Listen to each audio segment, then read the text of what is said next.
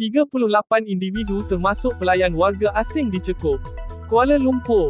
Kegiatan tidak bermoral di sebalik premis hiburan tanpa lesen sekitar ibu kota terbongkar susulan penahanan 38 individu termasuk beberapa wanita warga asing dipercayai gadis pelayan pelanggan dalam Op Mega Noda yang dijalankan pada Sabtu. Operasi bersepadu oleh Jabatan Siasatan Jenayah Kontingen Kuala Lumpur, itu melibatkan 10 serbuan berasingan bermula jam 12.01 tengah malam hingga pukul 11.59 malam di sekitar Eras, Pantai Kudu, Deng Wangi dan Taman Desa. Ketua Polis Kuala Lumpur, Datuk Rusdi Muhammad Isa berkata, hasil pemeriksaan melibatkan 99 individu berusia antara 25 hingga 60 tahun. Daripada jumlah itu, seramai 38 individu ditahan atas pelbagai kesalahan termasuk tiada permit kerja sah serta disyaki terlibat dalam aktiviti pelacuran, katanya dalam kenyataan pada Ahad.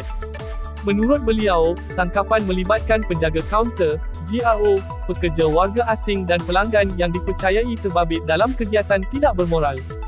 Antara yang ditahan termasuk wanita warga Uganda, Kemboja, Vietnam, Indonesia dan Kenya, selain seorang wanita tempatan yang bertugas sebagai penjaga kaunter, katanya. Tambah beliau, kesemua premis yang diserbu beroperasi tanpa lesen hiburan dan minuman keras sah, selain menggaji pekerja asing tanpa permit kerja. Siasatan turut mendapati terdapat individu yang menawarkan perkhidmatan seks sekitar RM180 hingga RM200 bagi setiap perkhidmatan, ujarnya.